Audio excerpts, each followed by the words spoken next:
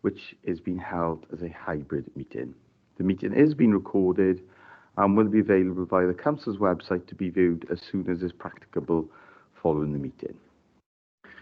Everyone participating in the meeting will be accessing this meeting either from the Council chamber or from remote locations.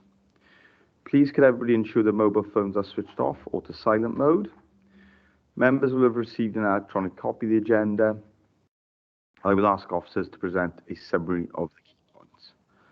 For the record, the agenda can be viewed on the Council's website. Members and officers will be speaking at various points during the meeting, and those speaking may switch their microphones and their cameras on at that point, but I would ask that with the exception of myself, the chairperson, at all the times you keep your microphone switched off, as this may help to minimise any background noise and interference and to ensure the connection remains as stable as possible. All members attending remotely are asked to keep their cameras on throughout the meeting. If any members or officers wish to raise a point of question, you should press the hands up icon at the top right-hand side of the Microsoft Teams window, and I will come to you in the order I receive requests. Please lower your hand once you've finished speaking. The chat button has been disabled for this meeting. Please do not use your microphone until I invite you to do so. Officers from Democratic Services will be supporting the meeting and will be monitoring the use of microphones throughout the meeting, and when necessary will mute those not being used. I will ask the officers to introduce themselves as and when I invite them to speak during the course of the meeting. Officers too should ensure microphones are switched off when not in use, please. We will now proceed to agenda business, and the first item on the agenda is to receive apologies for absence from members. So I have received apologies from the Deputy Leader, the Chair of this committee, who's actually meeting a Minister at the same time as this meeting. We've also had apologies from Councillor Spanzik. Councillor Bledsoe, please. Apologies, you may have raised your hand earlier. Sorry, Chair. Can you hear me okay? Yes, we can. Fantastic. I'm just going to ask for dispensation with my camera because unfortunately where I am, there's two other people on meetings and the bandwidth's a bit dodgy, so the cameras aren't working properly here. Right, okay, that's not a problem. Thank you for that. I am here though. Thank you. Yes, we can hear that. Thank you. Thanks. Cheers. Thank you, Councillor Bledsoe.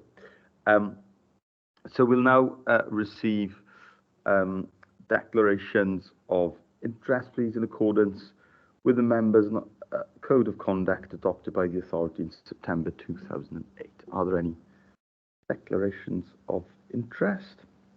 If you do identify an interest during the course of the meeting, please indicate at that point. We now have for approval the minutes of the last meeting of the Corporate Parenting Cabinet Committee, and that took place on the 1st of February 2024. Can I have a mover? Moved, Leader. Through an accurate record. Thank you for that, Councillor. Do I have a seconder, please, for that? I'll second that, Leader. Thank you, Councillor Blundell. Everyone in agreement? Yes. So we'll now receive the first report on today's agenda, and that report is on the Basic Income Pilot Scheme exit strategy,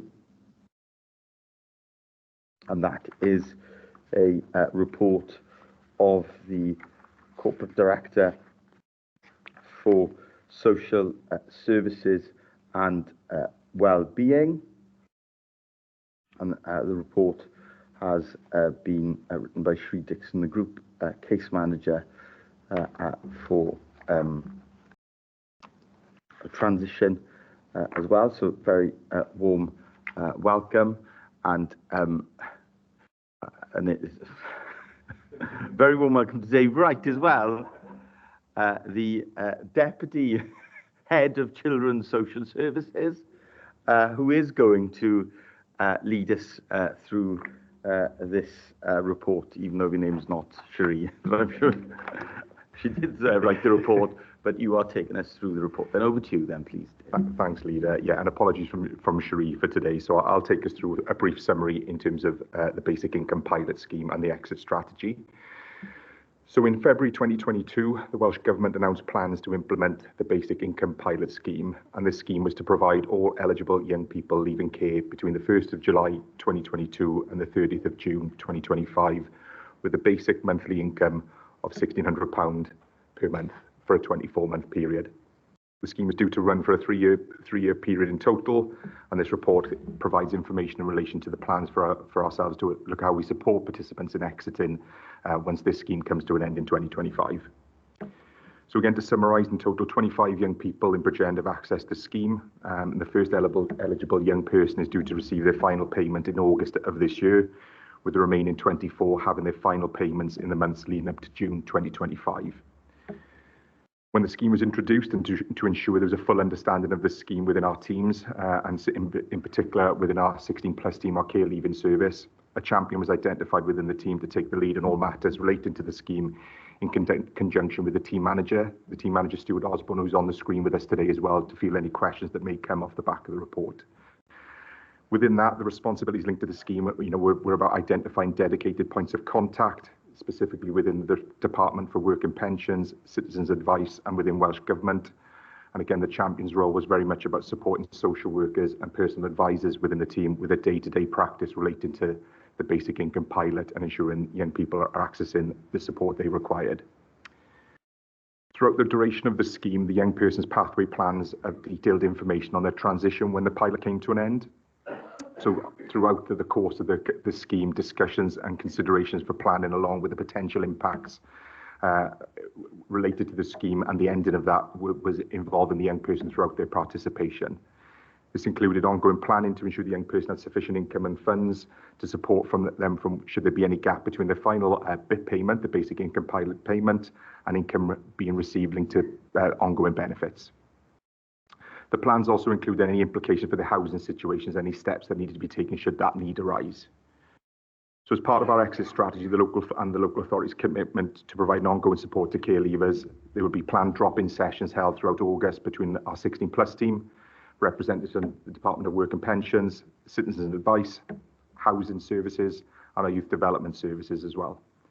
In addition to this, we're holding budgeting workshops that are being planned with the Multiply worker from an employability service, which is also based within our 16+ team, and further support being offered through the personal advisor who's allocated to the care leaver as they turn 18. Again, just to summarise in terms of feedback from young people, it must be remembered that while some young people are shortly receiving their final payments, some will have over a year of payments left to receive.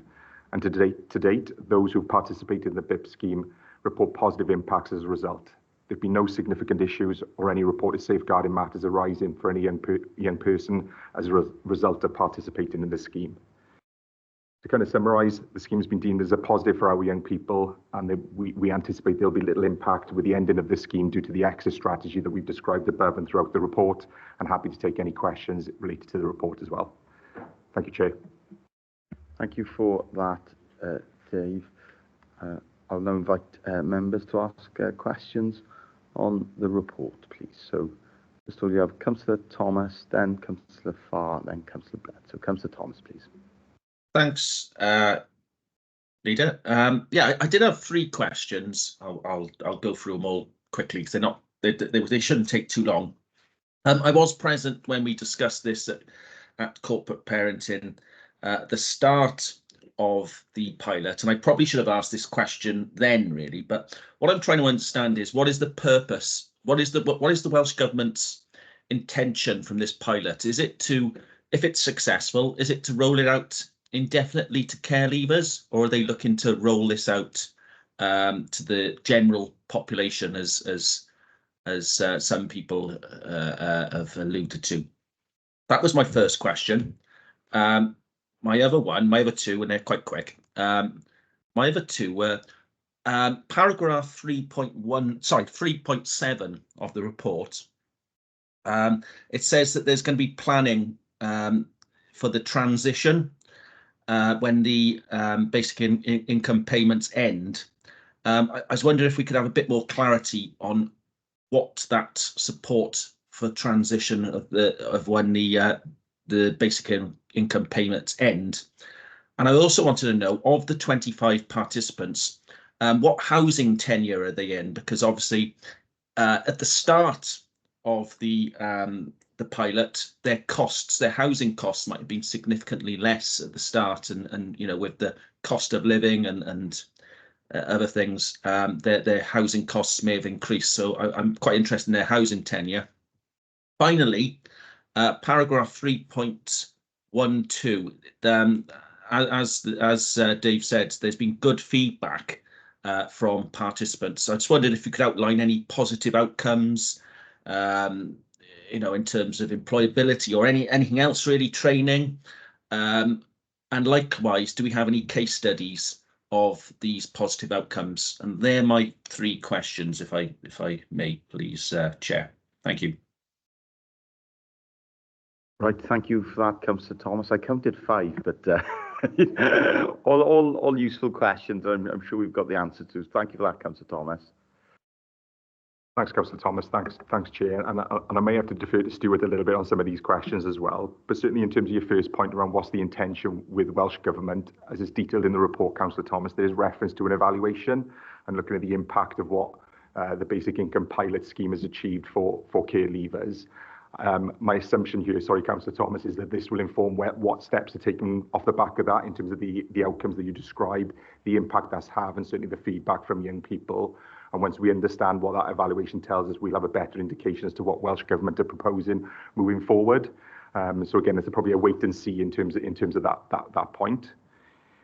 Your second point around the planning and looking at what will happen once the payments come to an end, as kind of detailed earlier on, really, that pathway plan and that transition in particular will be the key aspect. That'll be where the team, the personal advisor, the champion, the social worker, will work very closely with the young person and the partners to determine what they need next and whether there will be any gaps linked to any benefits claims or housing issues, education, training and employment as such. At this moment in time, as I understand it, and again, Stuart would be better to advise than myself, we're not identifying any concerns at this stage linked to the ending of this scheme, but certainly that pathway plan, that review and that consideration will absolutely be considered prior to that final payment being received as well then. Given to your second points around the housing tenure and the 25 young people, I'm afraid I'd have to go back, Councillor Thompson, and report back to committee in terms of what provisions they are in. As I understand it, a lot are living at home with family members. I think we have some within supported accommodation, but again, we need to get a little bit more detail in terms of the specific answer around that, if that's okay. And then the final point, Stuart, I'm going to have to bring you in on this in terms of any specific outcomes or positive outcomes that we've described. And again, I guess it would be a point of us bringing a case study back to committee in terms of a specific example around where this had a positive impact as well. Thank you for that. I'll bring Stuart in now then to provide that additional information. A very warm welcome to Stuart to the committee. Stuart, please. Thank you. In terms of the current housing tenures, I can actually give some figures if that would be helpful. We have 5 young people who are in receipt of basic income pilot who are in when I'm ready provisions, which means that they remained with their foster carers post 18.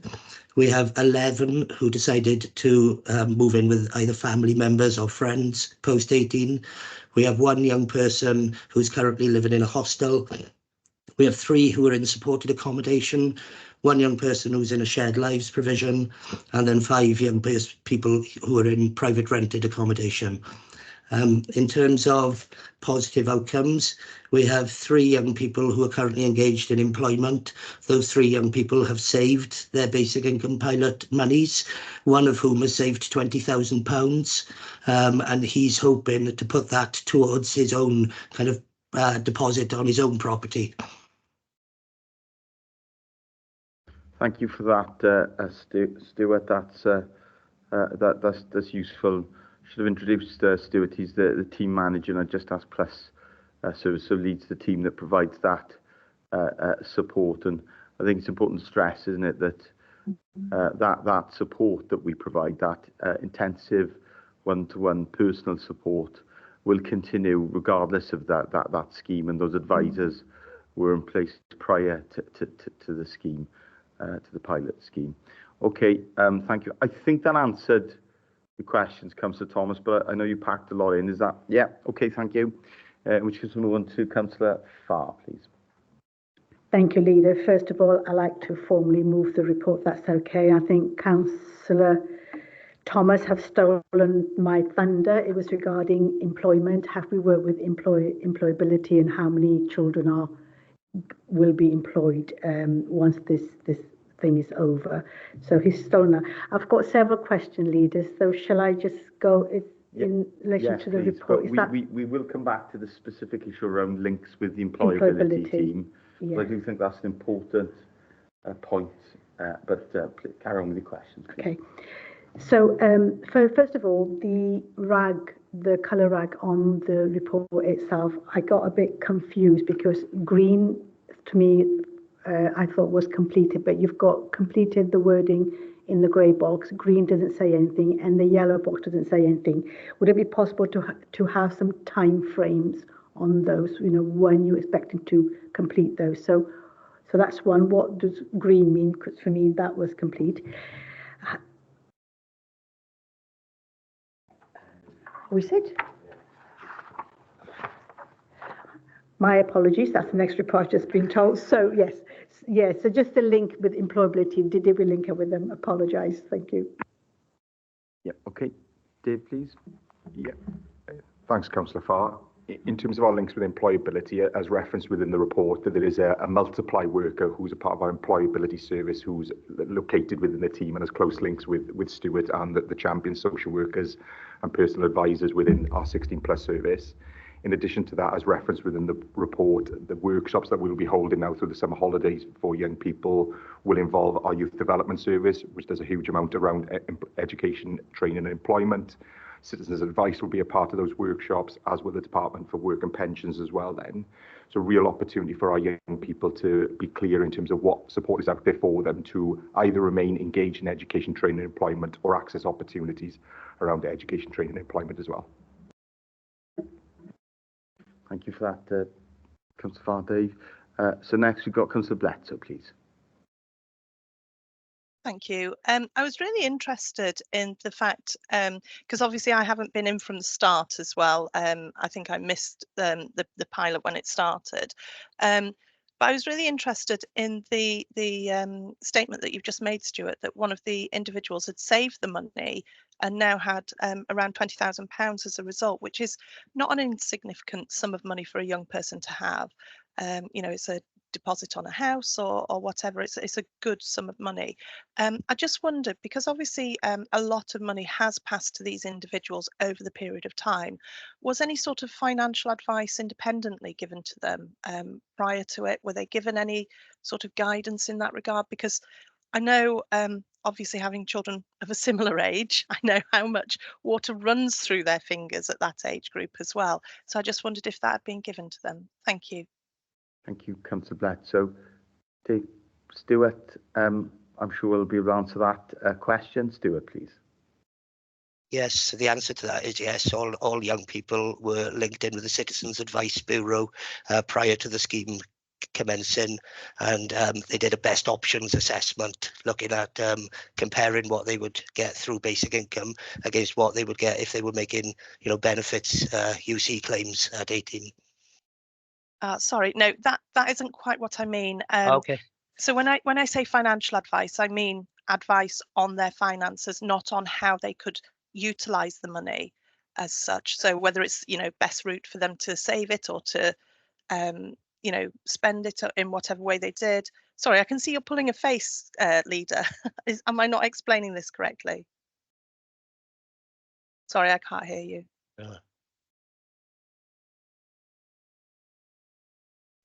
Sorry, Leader, I can't hear you. Sorry, apologies. Yeah, I didn't put my mic on. Yeah, no, I think I understand. I'm going to ask Stuart to come in and explain explain that further. Okay, thank you. Thank you. Yes, so all young people will have ongoing financial advice as it's a key component of their pathway plan. Their pathway plans have to be reviewed on a 6-monthly basis by their personal advisors. And like I said, looking at their finances and their financial viability as part of that process. And the personal advisors then will then give advice, on how best to utilise that money. So sorry, just to dig down a little bit further, Yeah. the personal advisors advise them on a range of topics, I presume, rather than just That's right. financial. Yeah. Are they getting independent financial advice from an independent financial advisor?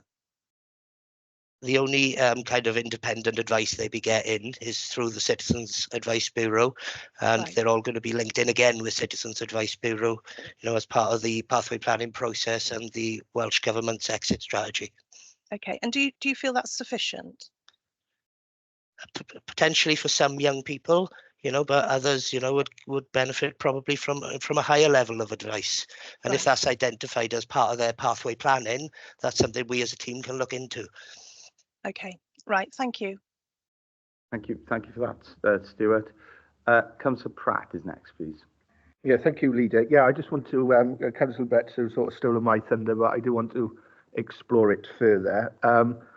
I won't start with my views on basic income schemes, but that'll be a debate for another matter. Another time it's here. We're using it. Can I have clarity on how many of our care leavers are in employment whilst receiving the basic income? If you combine that, even at national minimum wage, this is a lot of money that they're receiving, and a lot of it is going to disappear when the scheme comes to an end. So they're now used to earning whatever they're earning through employment plus £1,600 for 3 years. Then it's going to be cut off, and that's going to be quite a blow, especially if they've got used to it.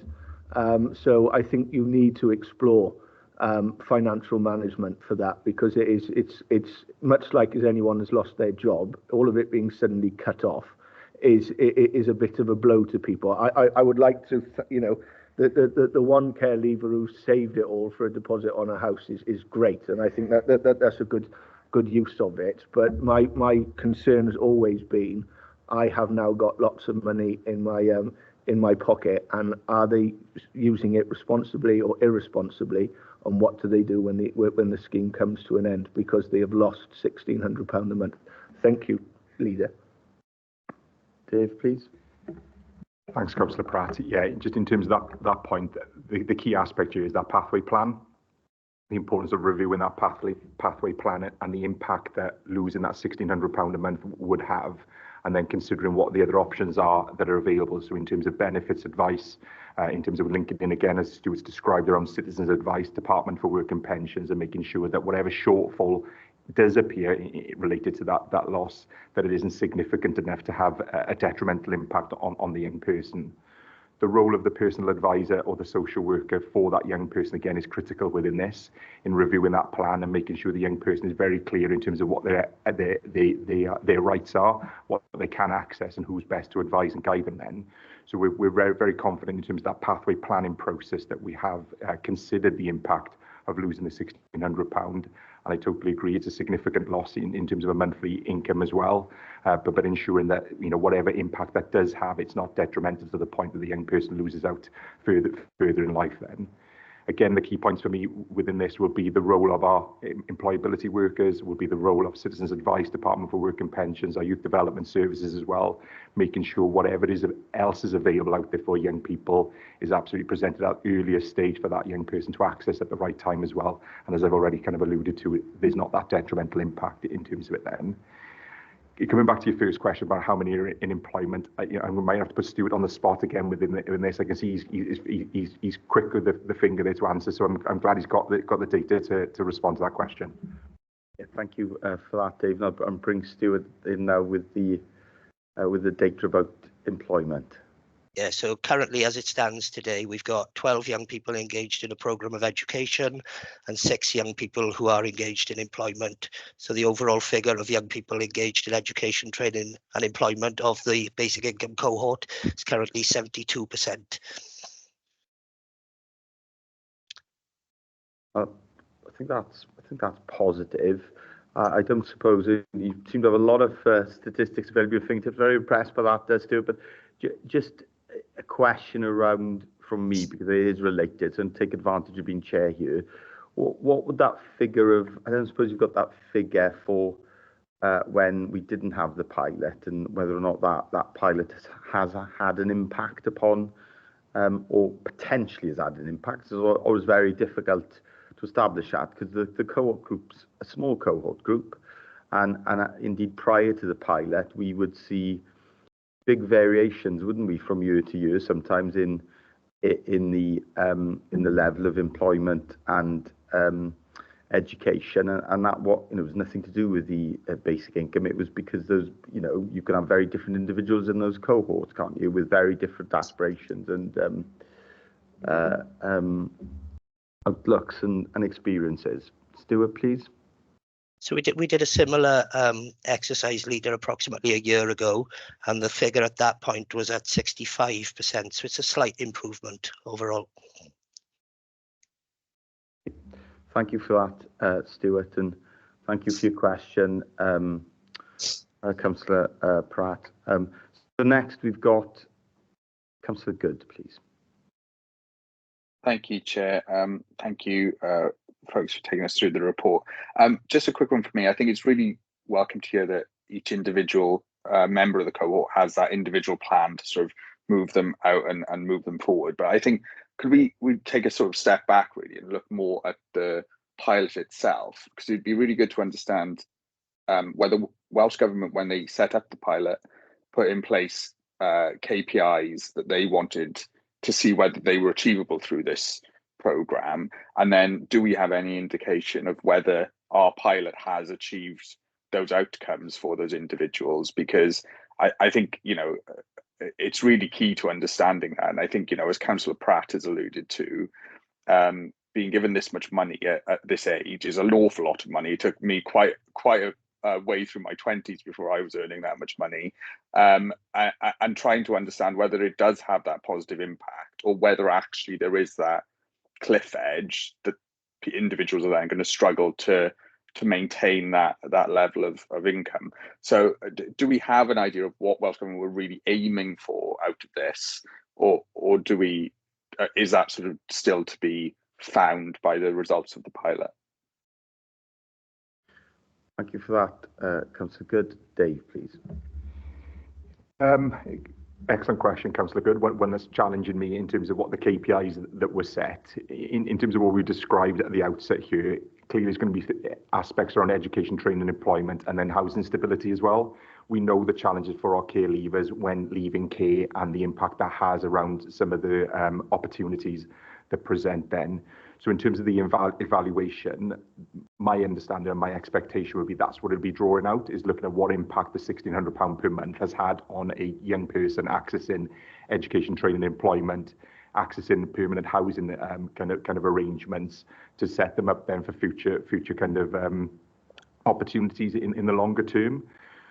I guess what we need to get here is that feedback from that evaluation and bring that back to committee in terms of what it's told us, and not just from a Bridgend perspective, looking at it across Wales really, in terms of what impact it's had across the board then. So as and when that evaluation is completed, we can look to bring that back to committee for a better discussion, if that's okay. I'm sure the committee would welcome that report. And obviously what we will be doing is, I'm sure, making representations to Welsh Government just to understand what is going to be the outcome of the pilot, and therefore potential impact upon care leavers in Bridgend.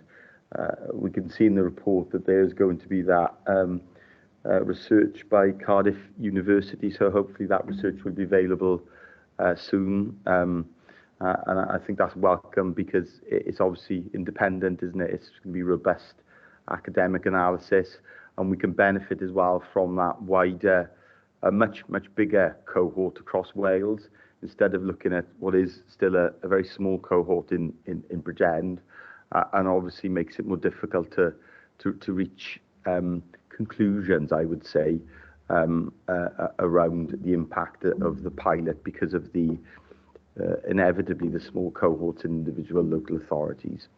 I can see that Claire's indicated that she would like to come in, the Corporate Director of Social Services Wellbeing. So I'll bring Claire in, please. Yeah, thank you very much for the question, Councillor Good. That sort of answer from Dave has given me an opportunity to find the interim evaluation report that's been published by Cardiff University, and there were 7 impact outcomes that are being measured in terms of the impact on the young people who benefit from the pilot. Their well-being, financial literacy and security, community cohesion and engagement, the effects of poverty, access to labour and education markets, volunteering and life skills, and physical and mental health. So I think it might be helpful to share with committee that interim report, and then, as the leader has said, to bring back the final evaluative report when it's available, and then we'll be able to track our Bridgend cohort in terms of their outcomes compared to the All Wales outcomes. Thank you for that. I did see that Councillor Blundell had raised his hand, but I can't see that the hand is still up. It's down. Is it okay? Thank you, Councillor Blundell. And there are a number of questions and valid points from Councillor Good, Pratt and Blett, so particularly around financial advice and skills and impact because of the potential value of that support. Whilst of course some of that will be used for basic living costs, because the cost of living is expensive, isn't it? There is a possibility of effectively saving that money and using that money in a different way. And I think it would just be helpful to ask if that was part of the explanation by Cardiff University, and if the pilot is rolled out, is that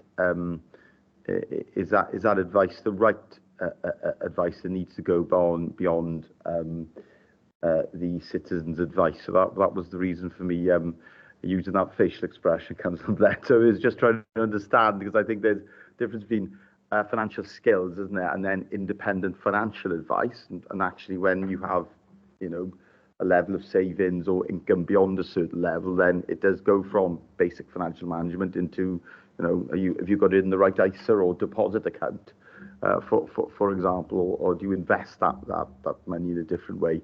Clearly, we do have one young person who's very very skilled in financial affairs and should be applauded for that. And I think we should discuss an apprenticeship opportunity with them in the authority. Okay, so the report to be moved and seconded. Is everyone in agreement with the recommendation? It hasn't been seconded yet. That is a good technical point. Happy to second, Chair. Thank you, Councillor Good. And of course, the other outcome that I'm sure all members would agree with is that we will receive a further report on the pilot scheme when we've got that information available. When the final report is made by Cardiff University, I would suggest, of course, is for the committee to consider when that report is available. Okay, I will now move on to the second report on today's agenda, and that is our 3-year sustainability plan to improve outcomes for children and family services in Bridgend, and the report on progress in the first year, and this report of our Corporate Director for Social Services and Wellbeing. So over to you, please, Claire. Thank you very much, Leader. Very pleased to bring this report to you this morning, which is a 6-month progress report on our 3-year sustainability plan to improve outcomes for children and families in Bridgend. This plan was approved by Cabinet and then went to Council because of the financial implications in September last year. It's a very detailed plan in terms of both the strategic objectives within the plan, but also the actions over the 3-year period that the plan commits us to. And we gave that commitment that there would be at least 6 monthly progress reports into this Cabinet Committee on progress with that plan. It's also due to go into scrutiny. It was due to go into scrutiny before coming here, but that was the day that I think we had significant IT failings. So it will go into scrutiny for detailed scrutiny at a future meeting date. So I think that the context for the development of this plan is well understood by this committee. You've been on the journey of improvement with us over the last 2+ years. We had an initial improvement plan as Children's Services, and then following very detailed analysis that we were supported in undertaking with the Institute of Public Care, which looked at evidence and data, not just from Bridgend, but across the UK in terms of demands on children's social care and how to put together a plan which is sustainable from both a service and a financial perspective. We developed this new 3-year plan, as I say, that went into Cabinet and Council in September of last year. The 3-year plan, in terms of the sustainable improvements, has focused on 7 areas which are set out within the report. Very importantly, the first of those areas is hearing and acting on the voice of children and families, and the work of this Cabinet Corporate Parenting Committee and of corporate parenting is absolutely fundamental to that, but not just that. In terms of all the practice that we do, the voice of children should be absolutely evident, and better and improved engagement with families as well through that very relationship model of social work practice. Securing a stable, well-supported, motivated and permanent workforce. We know that we have had an over-reliance on agency workforce in Bridgend in order to fulfil our statutory duties. It's very pleasing that we are seeing an improving picture in that area, significant investment by the council through the Grow Our Own scheme, through the international recruitment scheme, through enhanced marketing opportunities, and that is really paying dividends now in terms of both people wanting to come here and work in Bridgend, far improved retention rates of our own workforce, and a staff group where we're seeing indicators like sickness falling within children's social care as well. So good progress there. Improving practice, as the committee will know, we've got our signs of safety model of social work practice, which we're working very hard to embed across children's social care and with key partner agencies as well. That's making good progress. What I would say is that you're never there with a model of practice. If you say we're fully implemented, then you've taken your eye off the ball, really. This is forever, really, that we will keep that commitment to the model of practice that we have adopted as a council. But good progress there, and really pleasing to hear changes in language, actually. And I happened to have a conversation myself with a family member who talked about their safety plan being in place. And we wouldn't have heard things like that being said a couple of years ago. So it's really pleasing to reflect that progress. Maximising the impact of services and interventions. This is really around how we commission care and support services to make sure we've got the very best evidence base for what we do. We're making good progress in some areas. We know there are challenges in others. We've got the report later this morning in terms of fostering, which we'll go into some detail around that. But we know this is a key area for us as we move forward. A more effective response to families with complex needs. As committee again will know, we're remodelling our edge of care and our early interventions to be very focused on those points at which there's a real risk of escalation of need, and that's work that's very much in progress and working through. Seamless working with partners. Now, I honestly didn't put anybody up to this, but this morning I received an email from a very senior colleague at South Wales Police, and it was entitled "Thank You." And he said, "Can I take this opportunity to thank your team for the feedback below? I appreciate getting there has not been easy, and children's services have unique workforce pressures which require strong leadership to mitigate and sustain the current operating model. The feedback from staff highlights not only an effective model of co-location, but a healthy relationship and culture, which in my view are a byproduct of co-location." So this is a senior officer from South Wales Police talking about our front door, our MASH arrangements, And given the challenges that we'd had there in the past to receive unsolicited, that type of feedback from key partner, I think, shows the impact of partnership working and the commitment that we've had to those genuine, very open, honest, challenging sometimes conversations with partners. And the final bullet point is probably a bit of a challenge at the moment, because we know, in common with other local authorities across Wales, we're going through a process of system change, but we are committed to better intelligence and information systems, to giving our staff the tools to do the job that support good practice. And so whilst there has been some progress made in that area, I think the most significant progress will come once that system change has happened. So appended to the report, you will see that there is the detail of the action plan, and that is the RAIG status in there, which I'll wait for Councillor Farr's question in a moment to sort of explain how we've gone through that RAIG status in terms of what's completed and the levels of progress. And for any actions which aren't fully completed in that 6 months, because the action plan is based on the 6-month progress, they will roll over into the next year. And you know, with a plan of this scale and nature, there were always going to be things that were completed within timescales, always going to be things which take that little bit longer for various reasons. And obviously we'll be very, very happy to answer questions between us on those things. We've highlighted in 3.6 those areas where we are rolling over into future years. Some of them I've sort of already highlighted as being areas which will take a little bit longer in terms of implementation. But if we get into questioning on those areas, we can get into further detail in addition to what's in the plan around you know, those areas where we are making progress and the steps that are in place. The other thing which is appended to the plan are the key performance measures. Prior to the approval of the plan, you know, it was improved as a consequence of good scrutiny, and we really sharpened up the performance indicators that would be used to demonstrate progress.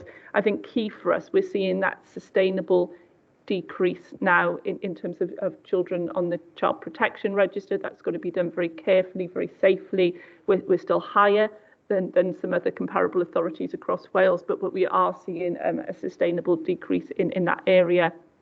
We're also seeing a sustainable decrease in the number of care experienced children. We do have, you know, sometimes blips in that we will have perhaps, you know, large sibling groups come in, but you know, overall we're seeing a significant increase over time in terms of numbers of care experienced children as well.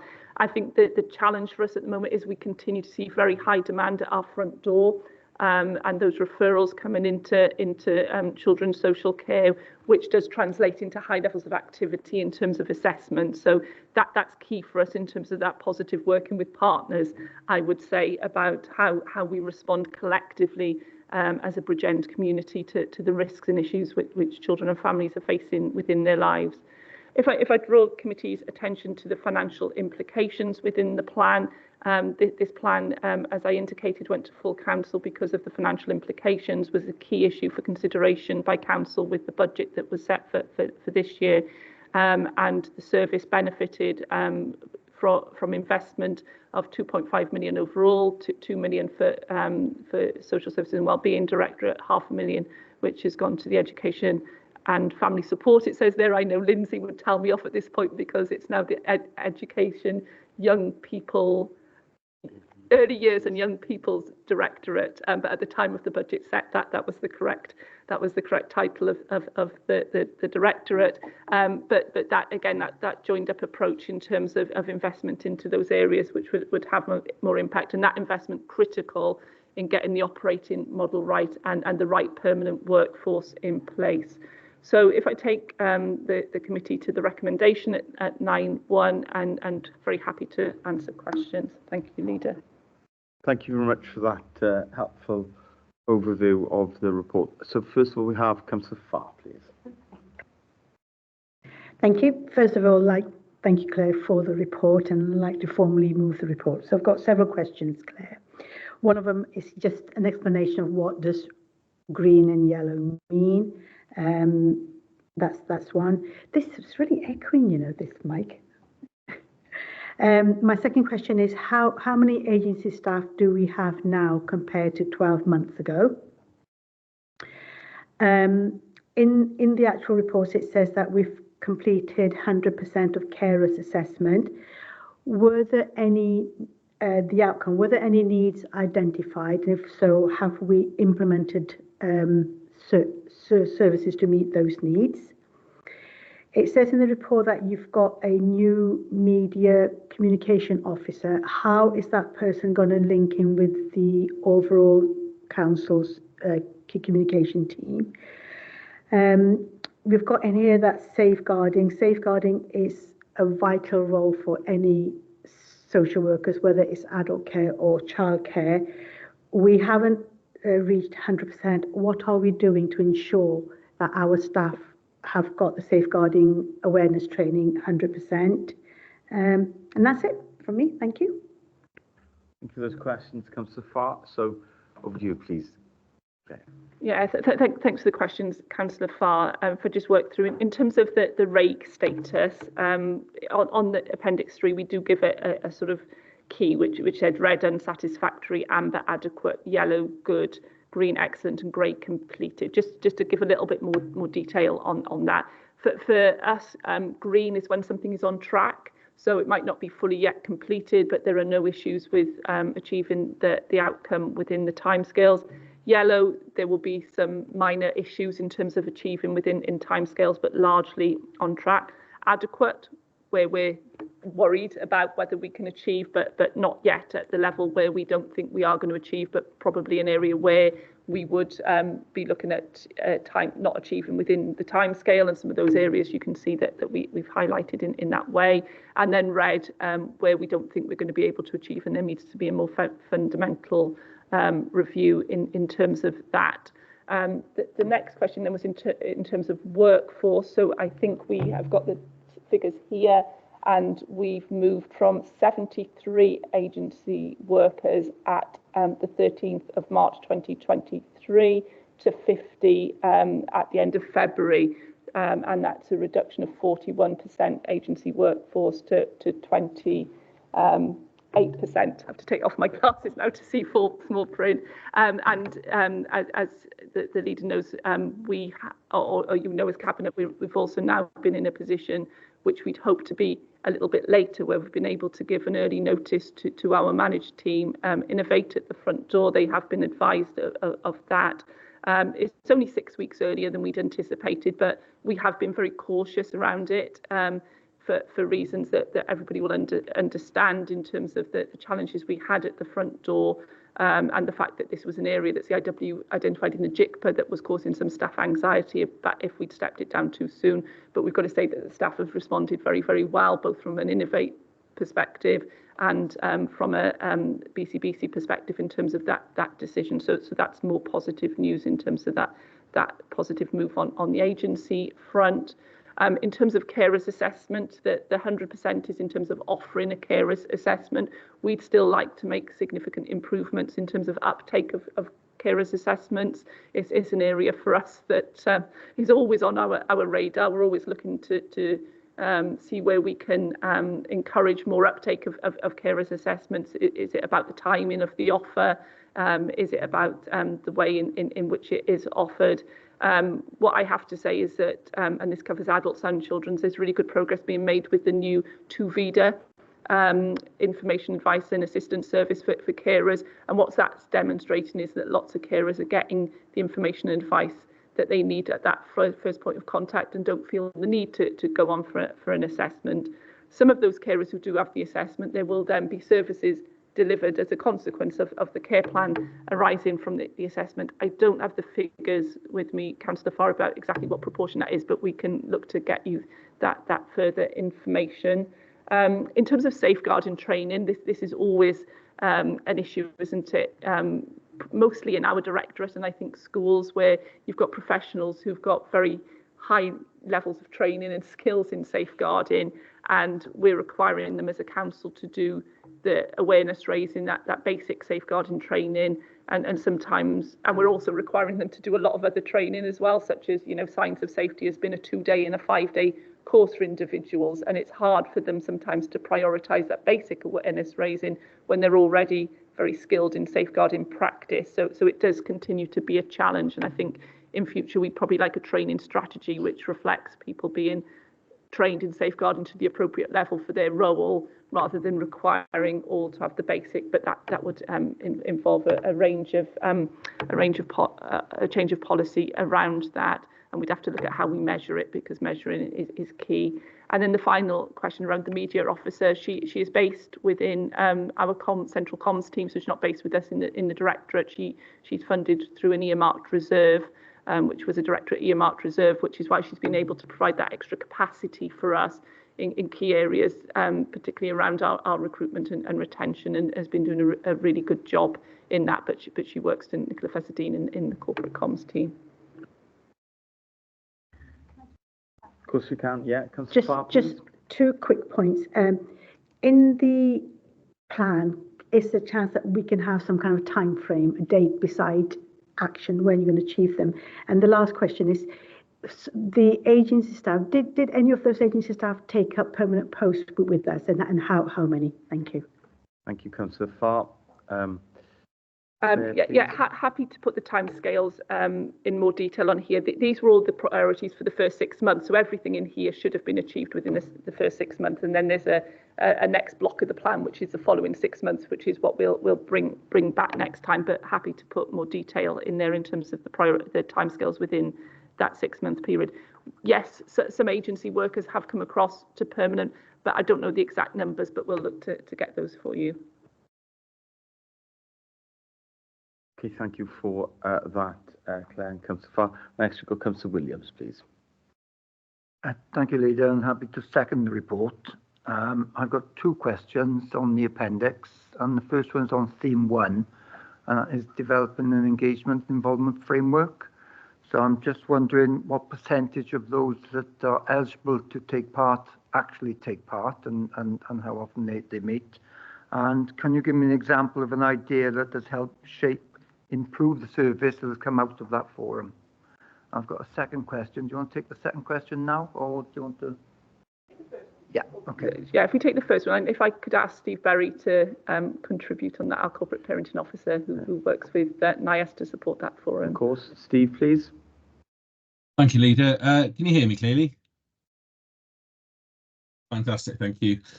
Yeah, with regards to engagement of children and young people, as I mentioned at the last Cabinet Committee on presenting the forum paper, is a very difficult thing for children and young people to come forward and talk about views, wishes and feelings in a general case, but when it comes down to their care experience, position and status, it's even more difficult for them, and we want as best as possible to normalise their status. They do have on a regular basis LAC reviews, and we are currently looking at how much engagement they are involved in their reviews going through the care system. But with regards to the actual feedback currently, we have 36 individual unique points of contact with our young people, and if we look at the eligible numbers with regard to age range, basically what we're looking at is a typical comprehensive school population, and we've got an entire school class, if you like, of a year group. So we're looking at about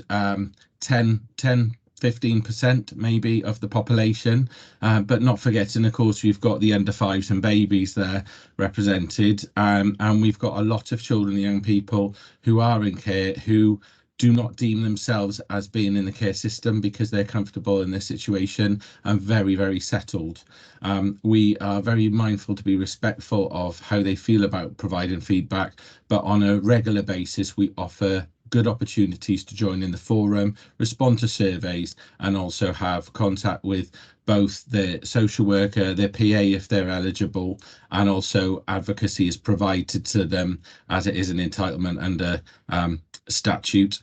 and they can also access the complaints and compliments officer as well. And just a note on that, the compliments and complaints officer has actually met with the forum to further promote the voice of the child and look at how her role can be better promoted in the future for the care experience population. Thank you. Yeah, Councillor Williams, just please. Come back on that. So thank you for that response. But I think what I was looking for, I suppose, I absolutely get the difficulty of engagement. I absolutely get that, and maybe you could pick that up. I don't. Is there a question on the one-to-one sort of sessions then? No. How do we improve the service? Because it's all about how we improve the service, isn't it? How we improve service delivery and suit the service to that individual. And so I'm just wondering how you pick those ideas up from service users, how you develop the service going forward from their perspective. And again, there was that question, or have we got an example of an improvement that's actually come from that route? So I'm not necessarily looking for a response from the 36 or the 10%, but how do we engage with the service users to shape improvement? The engagement with the children and young people. So I can see that the corporate director is keen to come in, so I'll bring Claire in, please. Yeah, thank you very much. It's a really important question, and it is a challenge, as Steve has said. I think in terms of the forum itself, they led really the development of the corporate parenting strategy that was launched last year for Bridgend. It's very much written in their words, and they led the launch event. If you remember, where we came together to be hosted by them, didn't we, Leader, rather than us up front, and that was fantastic. Steve referred to, they're called looked after, we now talk about care experience children, but they're still in statute called looked after children review. So on a very individual level, that's where children who are care experienced influence that change in terms of their own care plan, and a lot of work, particularly with science and safety, to look at how children, where they want to, because not all do, can be part of their own review, even chair their own review in the future, and that's really key and critical. In terms of direct examples where children and young people have influenced service developments, I think we can look into our residential care services. The design of Meadows View, which was a massive investment, was very influenced by children and young people who were never going to stay there, actually, because of the nature of the service. But children, very involved in what that looked like from an internal and an external space perspective, and will continue to be the case as we move forward in terms of other residential developments as well. So those are some examples, and I'm sure there are others. Just thinking about what Steve was saying about the complaints and compliments, I meet with the forum once a year as part of the development of the annual report, and I think the first time I met with them, they didn't know how to make a complaint. I mean, it was quite stark, wasn't it, Steve, actually?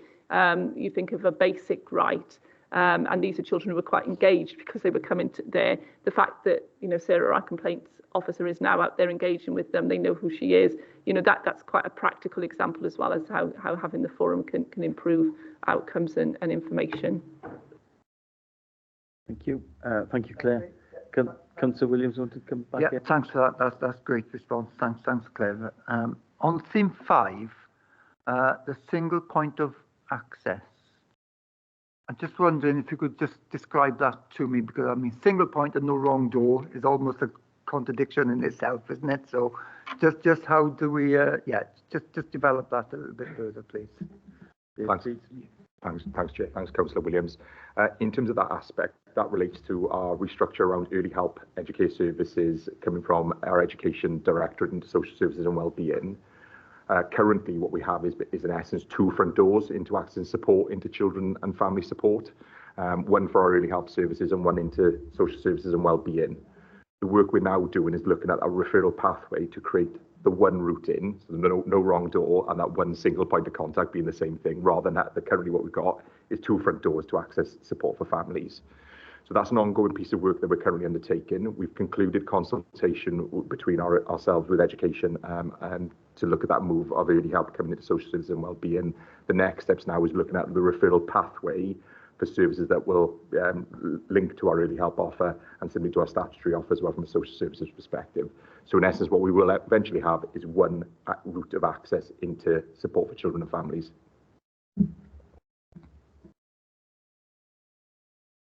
Okay.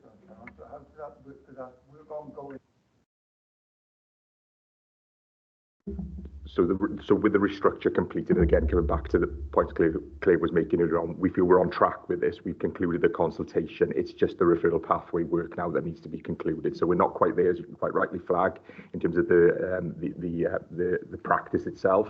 But certainly the fact that we've concluded consultation and we're now working through pathways makes us feel that we're on the right path and on track to where we want to get to. Thank you for that. Dave and Councillor Williams. Can't see that anyone else wants to come in. Just from me, I know that we've had dialogue. I've certainly had dialogue with the Deputy Police and Crime Commissioner and the new Police and Crime Commissioner about our joint screening arrangements, as Councillor Williams has raised the front door and that initial assessment, which is all important, isn't it? Currently, we do have a position where those arrangements with South Wales Police were changed, and that has had a real impact, hasn't it, on the workload that we experience, because we are receiving from South Wales Police referrals that we should not receive because they are not safeguarding matters, and it's not in the best interests of families, and it's certainly not in the best interests of us or the police, actually, that those referrals are sometimes made. So we did have joint screening arrangements. So just wanted to check if we'd made progress on that yet, and if not, we certainly can raise that once again with the Police and Crime Commissioner and with senior officers at South Wales Police. Dave, please. Thanks, Chair. Yeah, we followed up after the discussions you had with the Police and Crime Commissioner, spoke directly to Superintendent Clayton Ritchie, and the next steps we're going to take forward are a workshop between ourselves within social services and wellbeing, police colleagues, education colleagues and early help colleagues to look at what best practice would look like around joint screening. The issue police colleagues have raised is they want to replicate consistent practice across local authorities rather than having slightly different practice in individual areas. Obviously, for us from a PGM perspective, we know the benefits of joint screening. We still need to work that through with police colleagues to implement that and ensure there is an opportunity to replicate it again in other local authorities. So ongoing still is probably the key point here, but not to a point where we've changed anything back to where it was. Okay, so we'll continue to raise that with South Wales Police colleagues. And I don't know if you've got the statistics to hand, but the statistics are quite stark about the number of referrals received from South Wales Police, and I'm sure the committee would benefit from understanding the scale and extent of that, and therefore perhaps gain a greater understanding of the impact it does have upon our teams. Dave, please. Yeah, I haven't got the figures to hand, but certainly the last time we looked at it, it was just under about half of our demand is through PPNs, through the police kind of process. And as you quite rightly flag, a lot of that activity doesn't progress into any ongoing involvement. It's just shared with us for information, and then the impact it has on staff in terms of workload, is quite significant, really. When you put into the context as well that we receive around about 11,000 contacts last year, and if we're saying half of those are from, or just under half are from police side of things, which don't progress into any action, it demonstrates the impact it has in terms of our capacity then. That's a huge figure, isn't it? And if our teams are working on those contacts, they're not working on other contacts where we know there are significant risks. So we have to manage that better, don't we, jointly with the police, so that that precious resource we've got is best deployed swiftly to the cases that they need to be deployed to. Councillor Farr. Sorry, just on that point is the PPN. I know how much work is involved because as a previous manager, I had to screen those. So do you have dedicated people just doing that rather than the whole team doing it? So you've got dedicated people just doing the PPN screening. Thank you. And if I may just add, we achieve almost 100% compliance in terms of the screening within 24 hours, which is excellent performance. But as the leader has said, the resource impact for us is hugely significant. And I would say it's a cause of frustration because, in terms of looking at what good practice is, I think the practice that we had was good practice. And I think I understand fully as a big supra-regional organisation, South Wales Police want consistency across. But, given that we're ready to move back to where we were, it shouldn't delay having to take 7 authorities with you, putting that back in place for the Bridgend MASH. Thank you for that, Ms. Farn and Claire. We'll certainly revisit that, I am sure. And then just for the record, as you have flagged the information systems that we are currently using and we're going to be using in the future, this is something that I've raised in my capacity as WLGA Welsh Local Government Association, I shouldn't use acronyms, spokesperson for Health and Social Care, directly with the new Minister for Social Services. That is a significant risk for this authority and every authority that uses WCIS. That system will be switched off effectively in January 2026, and that is quite a short time away in terms of a new system, when we're still awaiting the response from Welsh Government about timescales on procurement, commissioning, specification of that new system. Otherwise, we would be back to pen and paper for our social workers, and that is not something that we can support in this system. It certainly would not be. It wouldn't be practical, and it certainly would be potentially very harmful to our children because of the time it would take and the impact it would have on the information available to our practitioners. So we are working through that collectively through the Association of Directors of Social Services, through the Welsh Local Government Association, and we've now raised that. We've also added it as a risk to our corporate risk register. And it is fast becoming one of the biggest risks for all social services and all local authorities across Wales. So we will keep members updated on that as we respond to that risk. Okay, the recommendation's been moved and seconded. Is everyone in agreement with those those recommendations? And I think as well we should, for the record, thank the teams for the progress that has been made. A lot of progress has been made. That is to be applauded. But of course, there's much more progress to be made. There always is. And I know that staff are committed to delivering on that progress as quickly as possible. And I know that this committee will obviously want to continue to monitor that. But it's not just this committee, it will also be the Overview and Scrutiny Committee and also the board that has been set up, Social Services Improvement Board, because this is so critical to the future of social services and safeguarding children in the county borough. Okay, we'll move on to the next item on the agenda, and that is also a report of the Corporate Director for Education and Family Support, and that is on the inspection of Foster Wales Bridgend by Care Inspectorate Wales.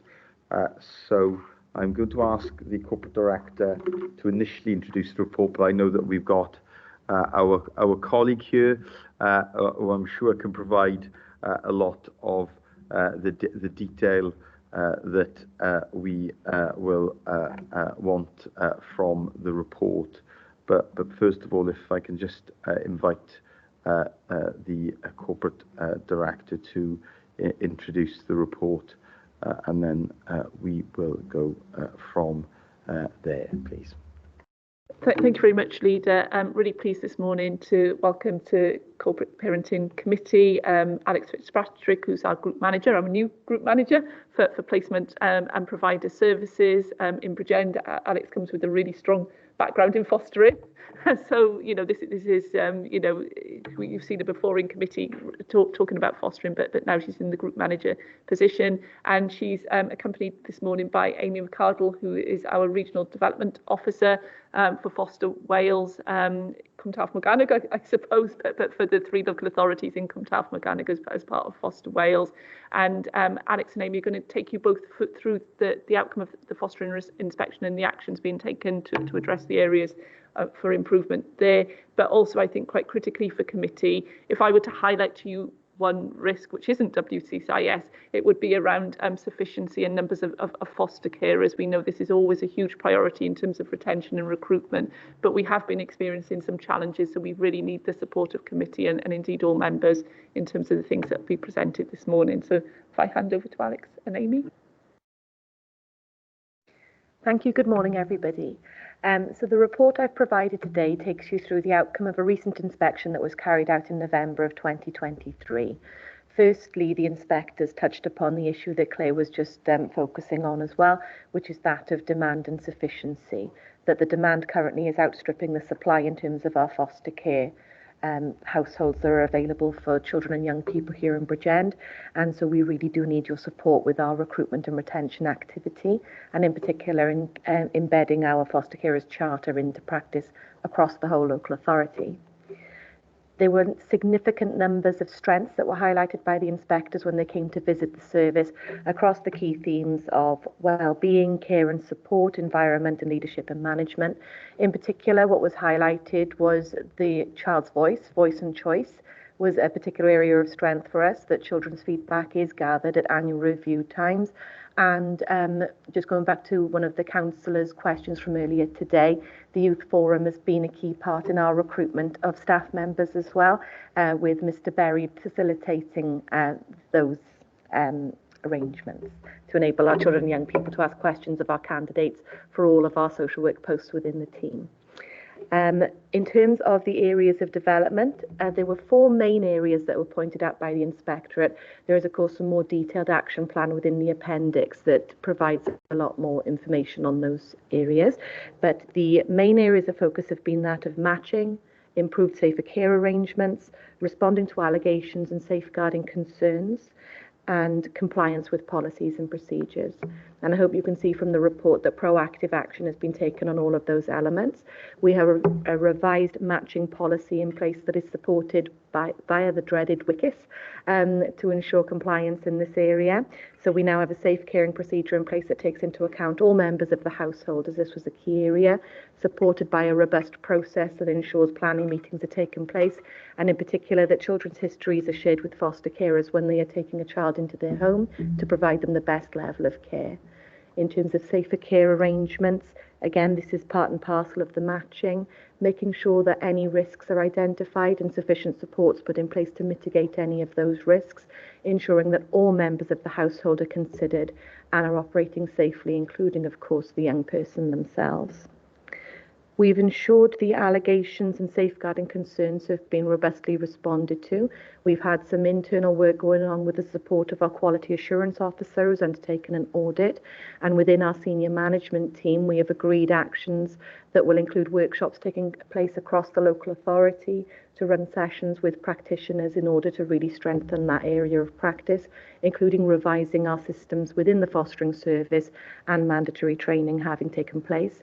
My colleague here will also touch upon briefly in the presentation that there is going to be a national approach to allegations and safeguarding issues in fostering arrangements. We're hoping to have a national policy in place, and BCBC are very much part of this and consulting as part of that process. In terms of the compliance with policy and procedure, it was lovely that the inspectors thought we had good policies and procedures in place, but what they weren't necessarily seeing was those procedures and policies being carried through when they're reviewing the case records. So this is about embedding. So we have the policies, we have the structure, we have a firm foundation to build on, but it's making sure the staff are suitably supported and empowered to operate within those policies and procedures. And so for that, we've had some dedicated time as a team to spend going through those policies and procedures. And for this, we've also been supported by our policy officer, Joe Boyle, who I'm sure you were all familiar with and has presented to you all previously. I'm delighted to say one of the areas that was highlighted by the inspectors was about strain on placements with numbers of children that were moving. At the point of writing this report, I didn't have the figures available to me, but I can let you know that we've had a 47% reduction over this year of children with 3+ placement moves. So almost half those have reduced by. So this is very much an improving picture we're seeing here. There is work to be done, and we are obviously in active discussions about any ways we can enhance our offer of support to our foster carers and have tailored support packages to meet the individual needs of children, including looking at complex training needs where required as well. So the train has very much left the station. We are on a journey to progress, and looking forward to the inspection coming back then later on this year, most likely due November. I'm happy to answer any questions before we sort of look to the presentation that will focus more on our recruitment and retention. Okay, thank you very much for that. And can I take this opportunity to personally congratulate you on your appointment?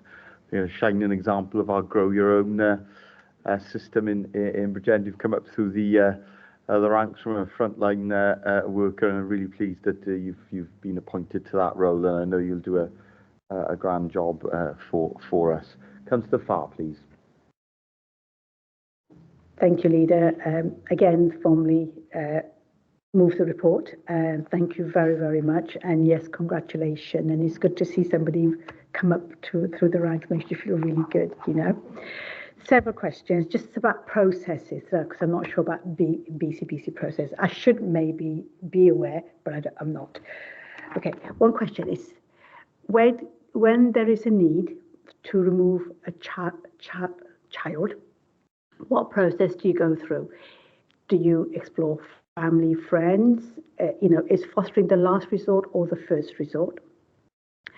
Who agrees the funding for a foster placement? Is that done by the working social worker, with peer support, or does that have to go to a senior manager to approve that? You've talked about children being moved. Do we know why the children are being moved to different placements? And if a foster placement does have children with challenging behaviour, what kind of support do you give to your fostering carers so that they can manage difficult situation? Thank you. Sorry, lots of questions all at once. Thank you, Councillor Farr. Alex, please. So we've produced practice guidance for all of our social workers outlining steps to be taken when we're looking at moving a child.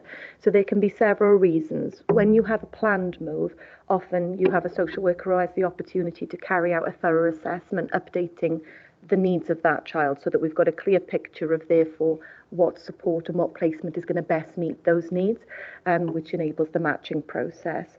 So we have a constant level of movement for our children and young people, where social workers are constantly actively reviewing family systems, because families very much change over time. You have people with different partners, people who leave and join families, blended families. And so part of what social workers do at those LAC reviews that have been mentioned is really considering proactively if there are any family options for children, because children's outcomes are best improved when they're supported to remain with their families or support a return to families.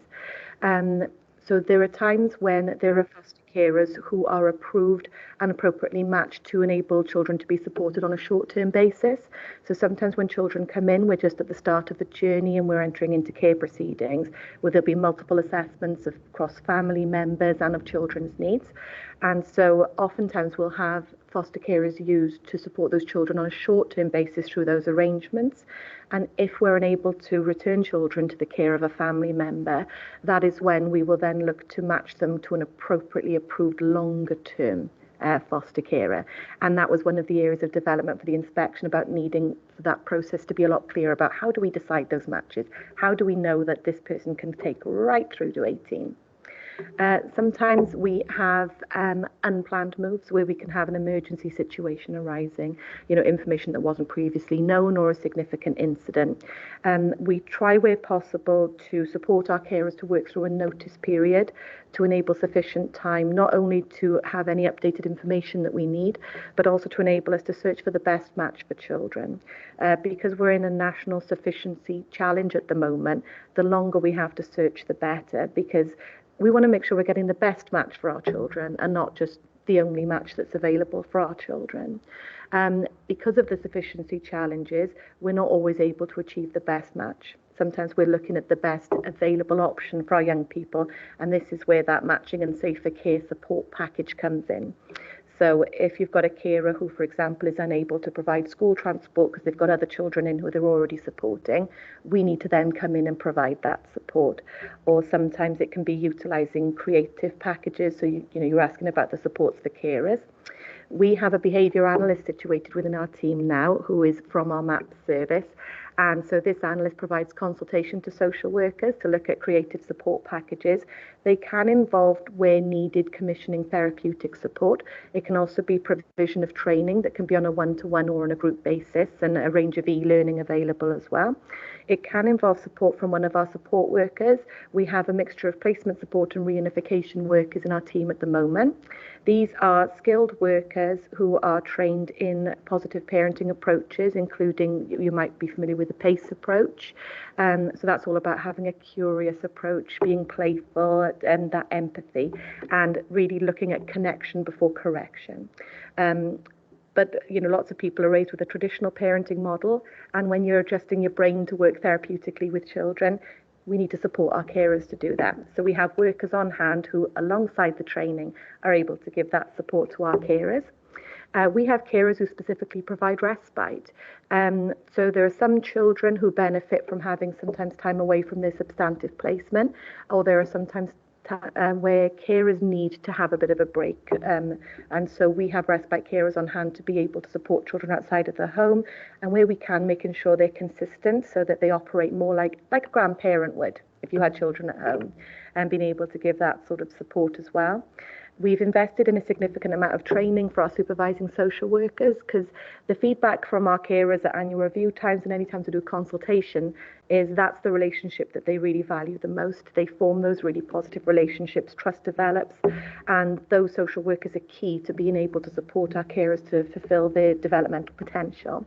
So within their supervisions, they refine, what the developmental needs are. They review at the end of placements and have a bit of a debrief and say, right, let's look at what happened here. What do we need best now to support you to move on and enable you to support more children in the future?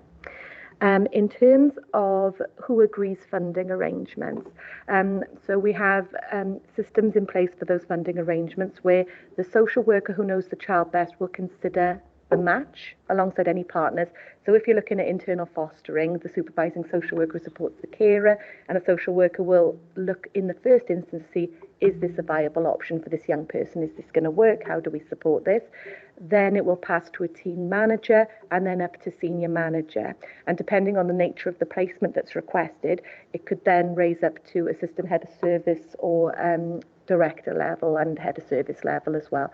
So it depends on the placement type, the implications. And then our placement service ensure that any external placements, so in terms of internal, we take care of reviewing those regularly.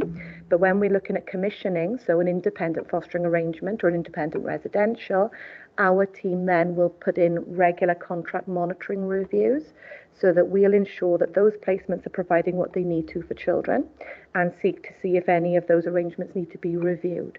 So, for example, a child going into a residential placement for a first time, they might have a higher ratio of staffing supporting them initially whilst they settle. So we want to make sure that we have a proportionate approach to supporting our young people and ensuring those are regularly reviewed.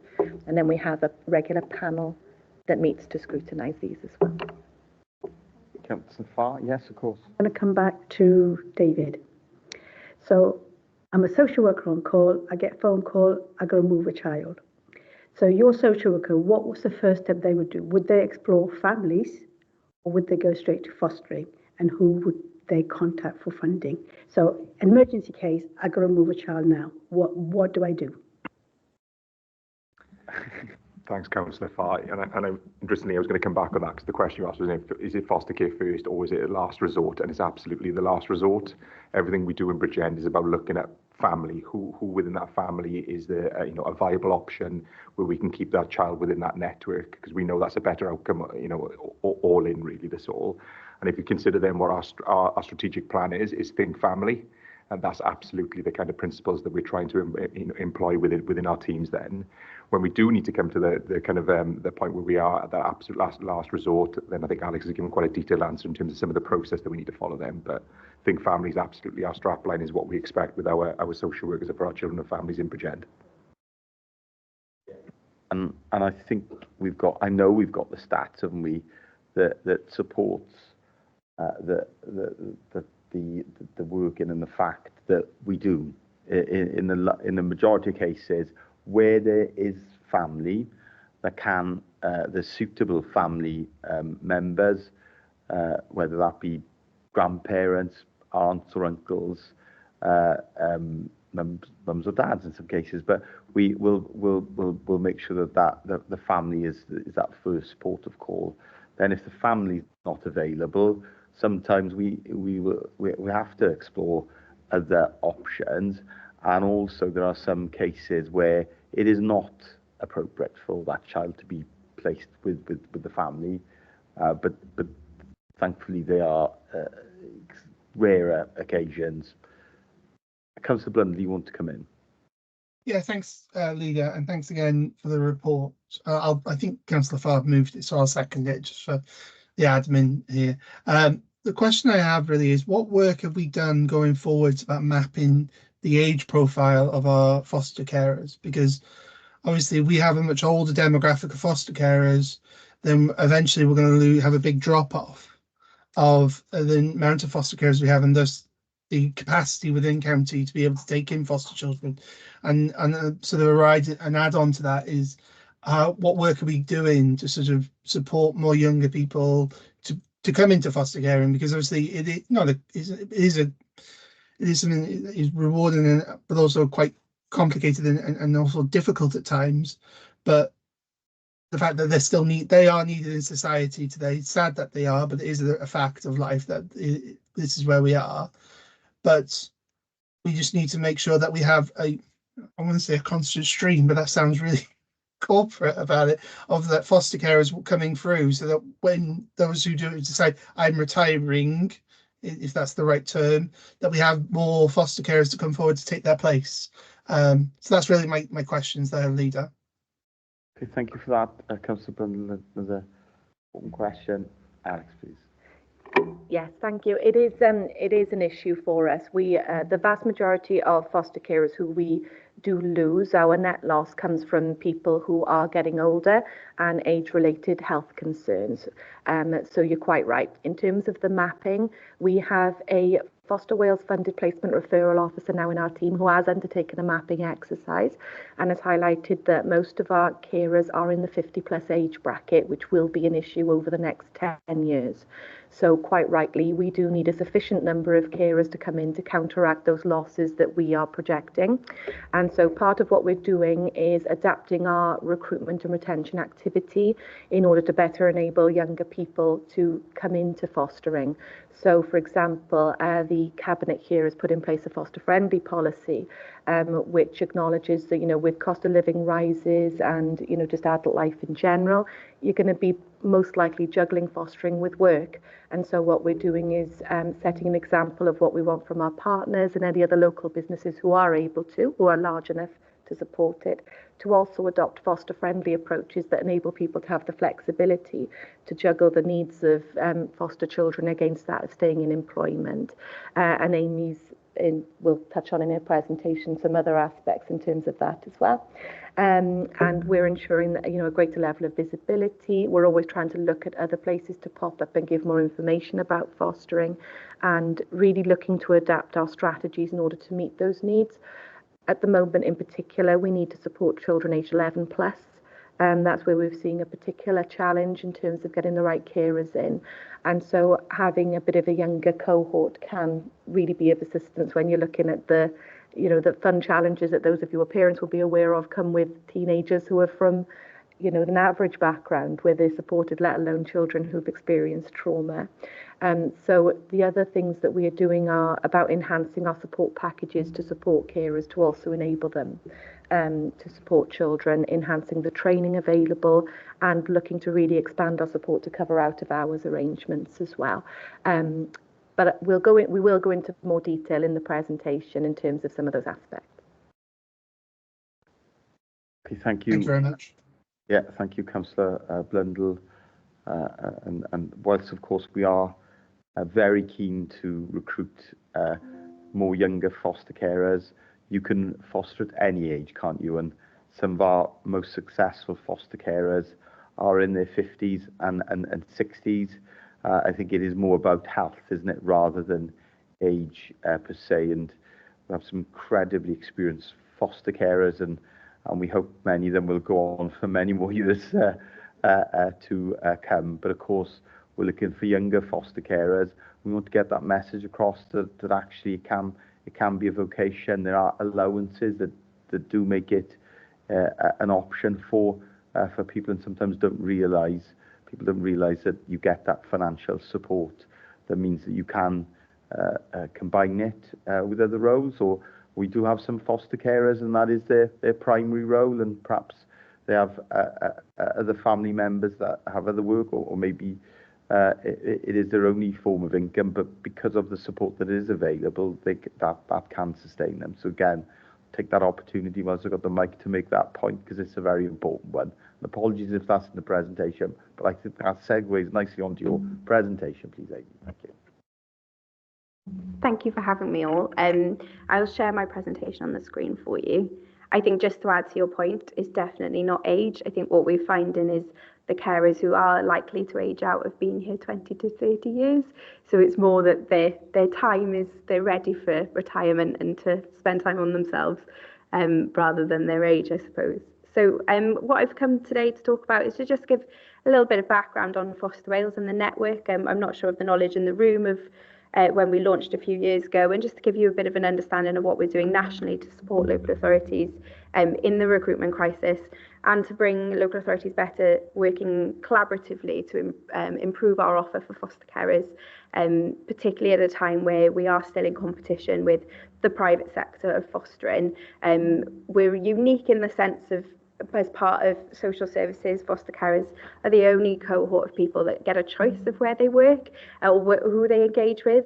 So not only do we have to consider how we safeguard and how we support and how we develop the provision that they're offering, but we also have to have a customer service focused and a sales approach on sometimes to make sure that they're choosing to work with a local authority rather than our private sector competitors.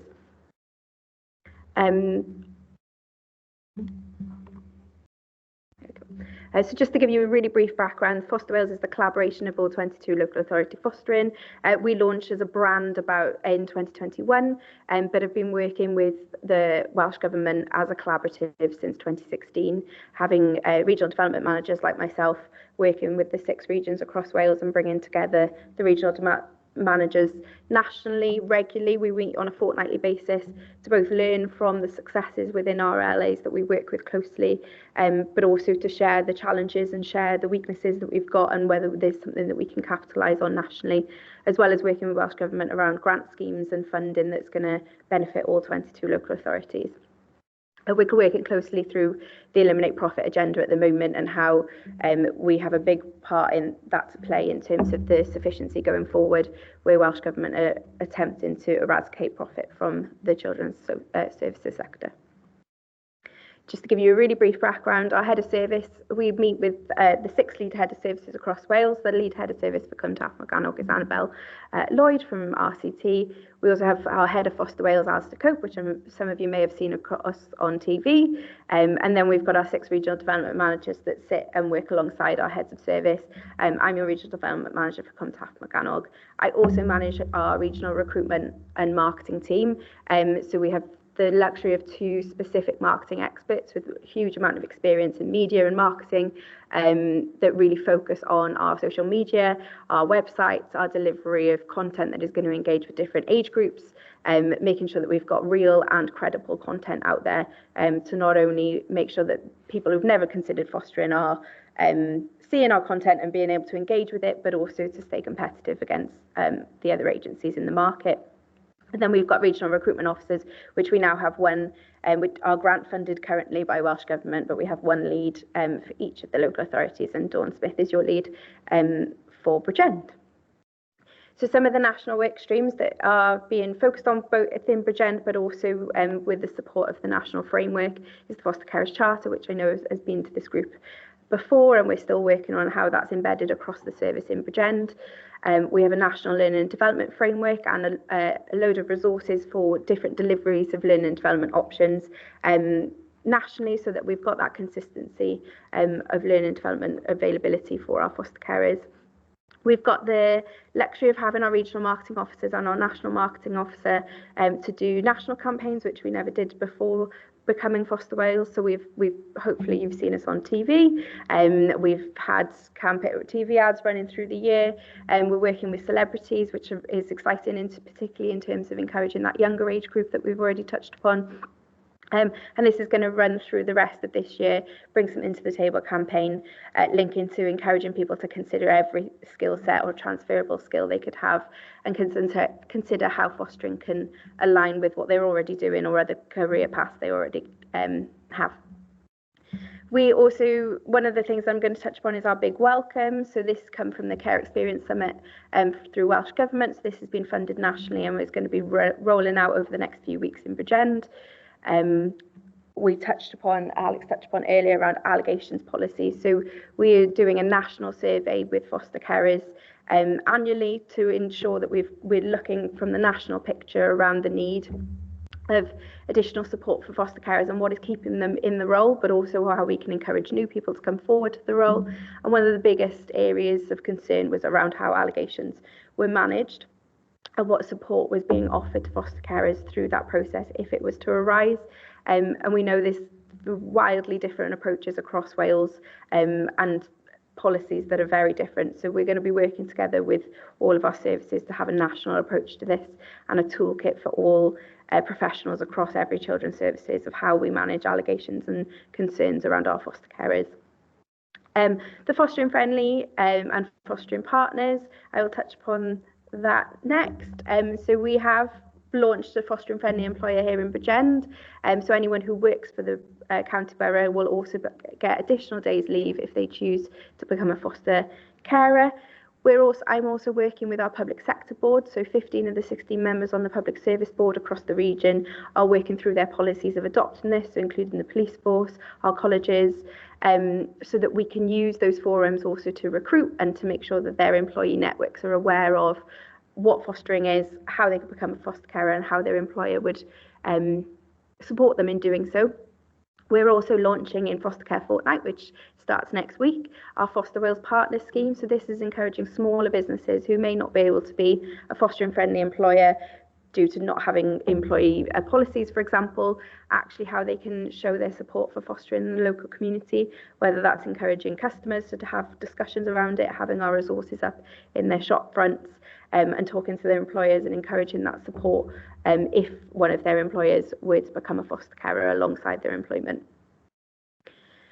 Going back to the regional work stream, so alongside doing some work nationally, we also come together as a region, both on service manager level, team manager level, and we are actually in July going to do our first development day for all 3 fostering services, so bringing all our supervising social workers together to learn from experiences and to push forward certain agendas.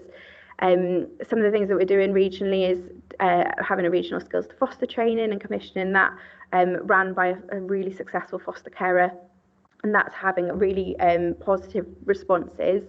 We've had 100% uptake in attending that course, but also continuing with the application process following that course, which has been a massive increase from across the region over the last 2 years.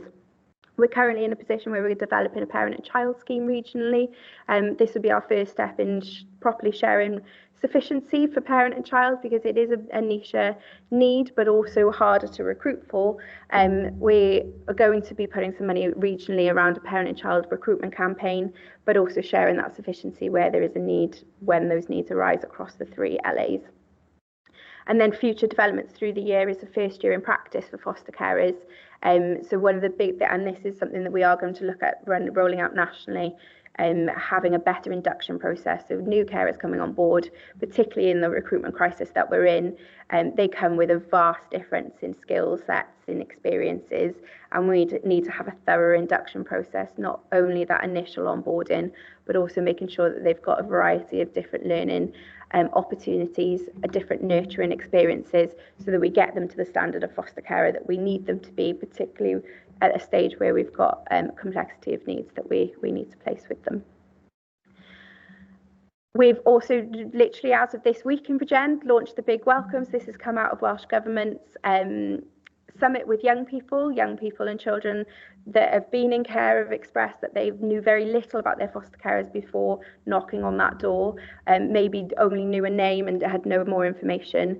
And I know over local authorities have worked hard to have paper profiles over time, but they never successfully got to that young person before going to their foster carer. So we've launched, with support from Action from Children, a Welcome Profile app. So we'll have a really simple profile for every single foster carer that can be directly linked to any person in the authority who's going to be placing that child. So even if it's an emergency, if they're in the back of a car, in McDonald's, wherever they might be, that link can be brought up on any device and can be talked through with that young person of what their foster carer's likes are, what the things they might do, what information they might need, and also a welcome message which can be personalised at last minute from the foster carer to the young person. I've already touched upon this a little bit, and I'm sure you're aware of the Eliminate Profit drive.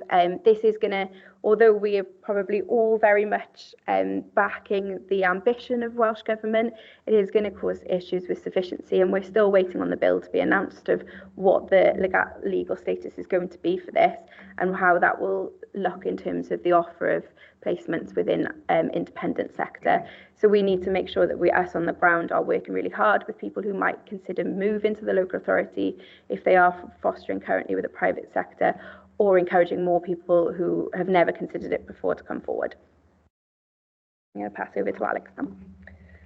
So in terms of our recruitment and retention, we do have some challenges, some of which we discussed and touched on earlier, to do with, the cost of living and, the bedroom tax certainly impacted on a lot of people who might have otherwise come forward for fostering, and looking at make sure we're dispelling myths.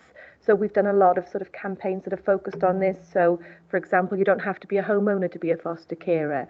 You're not prevented from fostering if you're in a same-sex relationship. These are some of the challenges that people, ask us about when we're out there in the community. And this is why we are spending more time out there in the community, setting up pop-ups and being available to answer some of these questions, supported by our marketing team then in putting this information out there all over social media. And in our area, as we've touched upon, we have, of course, an ageing fostering population at the moment. I need to ensure that we are recruiting sufficient numbers coming in order to have that sufficiency that we need to support our children and young people. I think just to touch upon the availability of spare bedrooms, because these are real examples that we're seeing in Bridgend of people coming forward. They've got the ambition, they've got the empathy to become foster carers, but they don't have the spare bedroom. And that's probably one of the barriers with our younger cohorts. They might have the empathy, they might have the desire to not have their own children and want to consider fostering or adoption, but don't have the luxury of a spare bedroom, whereas cohorts 10, 15 years ago would have done. So we're really seeing that in practice.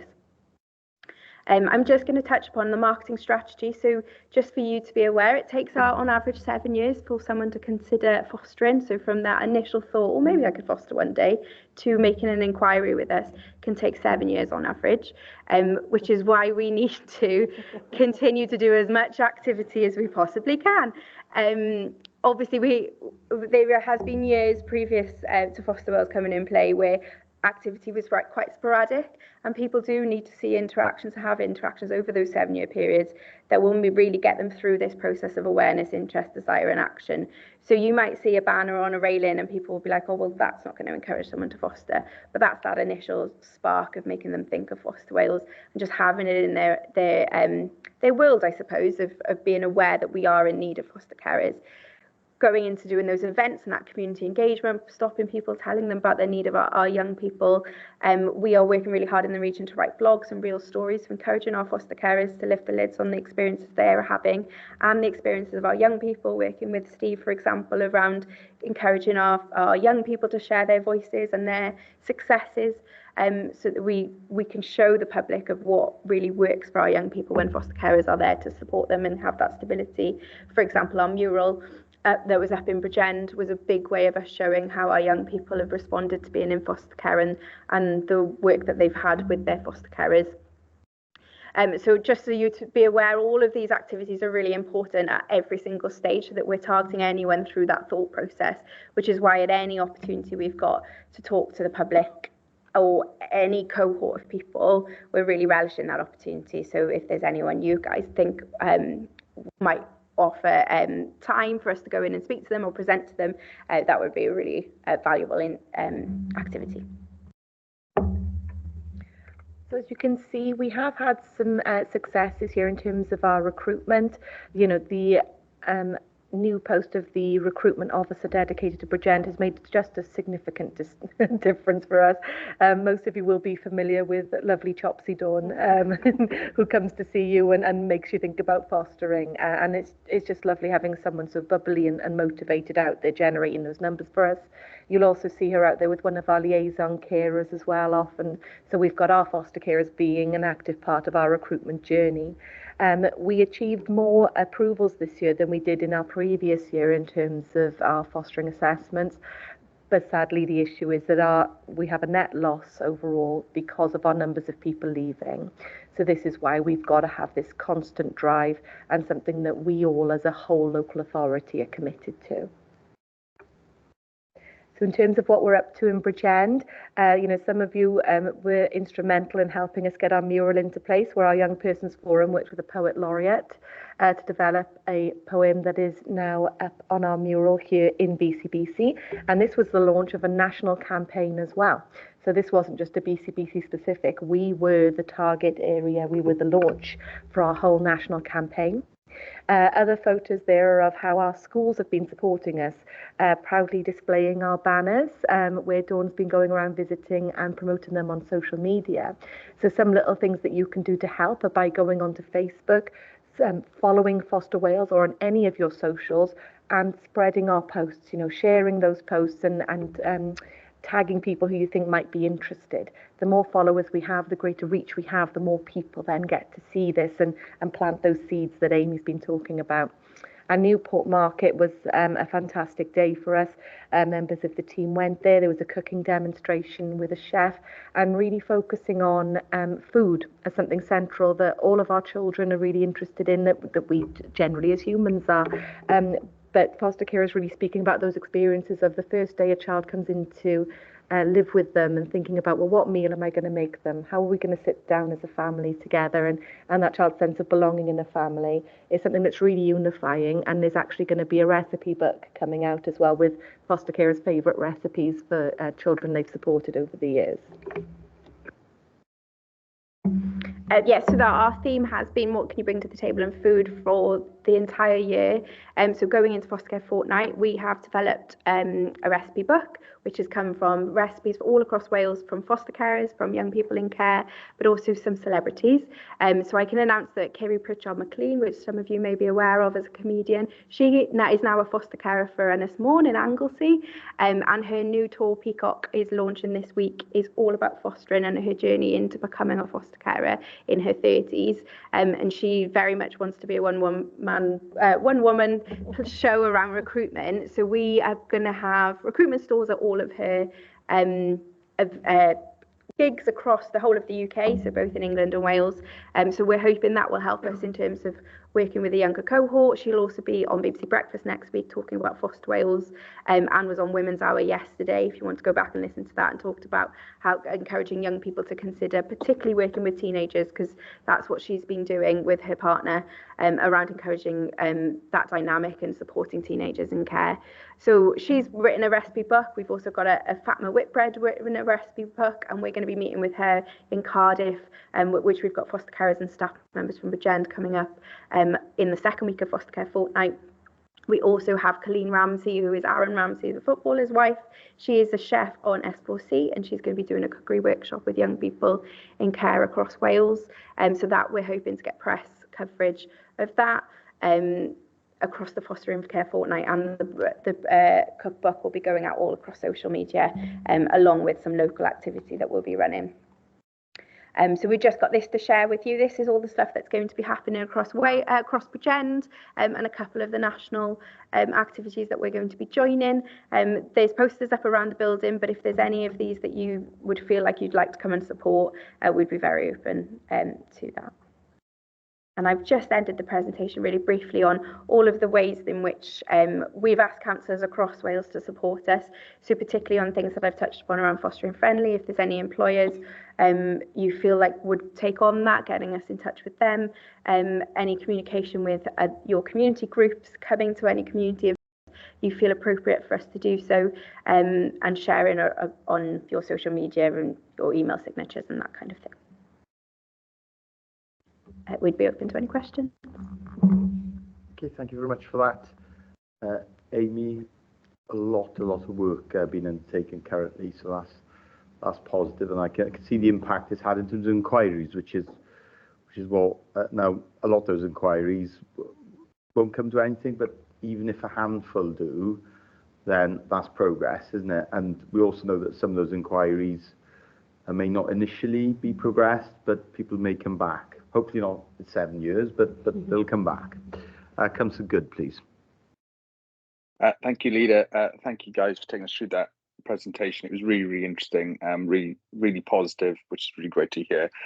Just to pick up on the slide around the sort of introductory app that you have coming online, I think this is a really positive step forward. I know it's a big issue within the care sector and school sectors when you have adopted children or foster children coming in to new settings, and making sure that the people responsible for them have that information at hand when they need it. So I think that's really positive.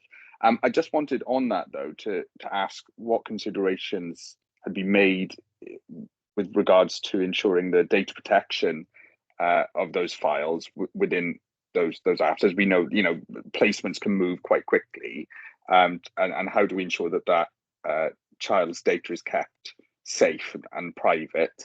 And then on the other hand, though, are we looking at a way to ensure that is then potentially shared with any schools that they might be going into, to make sure that those teachers who are faced with a new pupil coming in who's potentially had a lot of care experience, has that data to ensure that they can manage any emotional needs or any needs that child has within the school system as well? Thank you for that, Councillor Goodson. Question for Amy, please. Yeah, thank you for the question. I think I probably wasn't clear enough, because the initial development of this app is for foster carers profiles. So it's to ensure that the young person is seeing something about their foster carer before being placed. It's been procured through Cardiff, so all of the data protection has been covered in terms of that profile only being held by a particular social worker for a short period of time. Interestingly, I've had this discussion a couple of times over the last few weeks since we've been ready to launch, and link into I know education were talking about the one-page profiles for a while, and I know it was Welsh Government's ambitions for that to be something that we use across society, and actually realistically a paper profile or a profile that sits on systems that are very different in all of our partners is going to be hard to achieve. And whether we look at rolling something out using a similar system to the Big Welcome for our young people is something that I have raised nationally, of whether it has got scope, that technology, to do something further and having a profile for our young people, whether education and those would consider doing something similar. We can definitely have those discussions. Thank you for that. Amy and the question comes to Gooden. Certainly, I think in terms of, well, I don't like to raise WICIS because it brings some people out in a rash, doesn't it? I think. But in terms of the replacement system for that, we would want that in an ideal world if we had a longer run in. And I still hope that we can make sure that we don't lose the opportunity to have the functionality for that. Because whilst it's crucial that that information is held and privately and the confidentiality is maintained, it could be invaluable as a tool, couldn't it? Because we know that certainly it's an incredibly daunting experience for lots, if not most, of children. You know, they probably just lost their parents to them, or moving from a place that they know to a place that they've never been before with people they've never met before. They don't know anything about them, and that can be extremely anxious and worrying time. And just something as simple as here's a little bit more information about them can make a big difference, can't it? And particularly in this day and age where, of course, all our children and young people live in a digital world, don't they? Where actually for them, finding out about someone in a digital way is the most important way for them before they have that face-to-face contact. So that's something I'm sure we'll continue to try. And there are huge barriers, but doesn't mean we don't try and overcome those barriers. And I'm pleased that we've made the progress we have around that. Steve, you wanted to come in? Thank you, Leader. Councillor Good does raise a good point. Whilst I recognise the app in the first instance is set up to provide a profile of the foster carers, as a result of Welsh Government's third summit of care experienced young people, providing a voice to Voices from Care, a collective of care experienced young people across Wales. One of the issues raised by children and young people was that could they have a pen picture of themselves provided to the foster carer in readiness, so that then when they come through the door, it's not a surprise to the foster carers and they have an idea of what their needs and interests are. So whilst in the first instance, the biggest issue has always been, who am I going to, what are they like and where are they from, and all of that. That's really important. The second part, our care experience population has also stated they want to provide some kind of profile of themselves. So I guess what the point that I'm raising is, from what Amy has been supporting through Foster Wales, that will probably need to be developed in answer to the young people's statements within the third summit, and those safeguarding issues still need to go forward. And another word to the wise as well is the consensual issue of young people maybe not wishing to provide a profile as well, but at least they have that opportunity, and that information system needs to provide both. Thank you very much. So much for that, Steve. Comes to Good, please. Yeah, thanks for that, Steve. I totally agree with that. I think using a personal example, I know a care experienced child who moved multiple foster care settings throughout their early life, and I think even if it is just that opportunity to write something simple about themselves that can be passed on beforehand, just to help with that anxiety. And I think as well, as we'll all know, a lot of care experienced children do have issues which they find hard to express in person to a new individual, particularly if you have moved from setting to setting. So I think it is something, and it's really encouraging to hear that is something that's come out from the children themselves as something that we need to take forward, because I think it is a really important point to make to the care system. Yes, it is. It's very encouraging, and hopefully we'll hear about more progress in that regard. Are you ready? Can I see finger at the ready there, Alex? You want to come back in? Thank you. Yes, I just wanted to offer some reassurance in terms of whenever we search for placements for children, one of the key parts of the document we use is called an All Wales referral. One part of this is pen picture of the child, and where possible, this is completed in the child's own words. There is a youth forum that is facilitated by the 4Cs of young commissioners, and they were part of putting that form together and were consulted on it and the information that needs to be in it and the language that's used. And sometimes it can be, difficult. We have to train social workers in it because they're not used to opening a document on Wikis and seeing funky living. Well, what am I supposed to put for funky living? We do have a very child-focused way of putting children's profiles into our placement searches and providing that to carers. And to accompany those All Wales referrals, we use a template of something called All About Me. And where possible, where children want to, their social worker will sit down with them and complete that document with them. They can draw pictures, they can talk about specific interests, hobbies. You'd be surprised how many children are very keen to see, what dog do they have? In particular, that seems to be a real area of focus. They love looking after animals, a lot of our young people, and having those opportunities. So while we don't have the technology there yet, we don't have the app, we do have systems in place already to enable young people to have a part in that matching and finding process for their placement. Thank you very much for that, Alex. So we particularly welcome applications from foster carers with dogs then, cats. And caravans, yes, it's in the criteria, but that can be very important, can it? We found with lots of foster carers, it can be a real way, it can be a real icebreaker, and children really love that opportunity to be providing care for other people or other creatures. Okay, so recommendation be moved, seconded. Everyone in the agreement? And I'm sure we'll share the details of those events with all members, because I'm sure all members want to provide that support, that very important fortnight in the campaign to encourage more people to come forward to foster.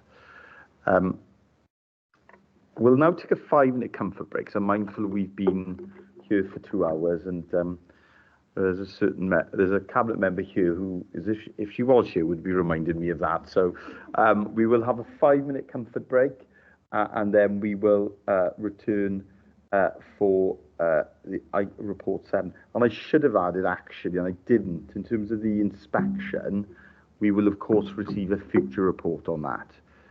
I've taken that as read. Progress has been made, but obviously, and lots of positive progress, but we need to make sure that all the action points are completed.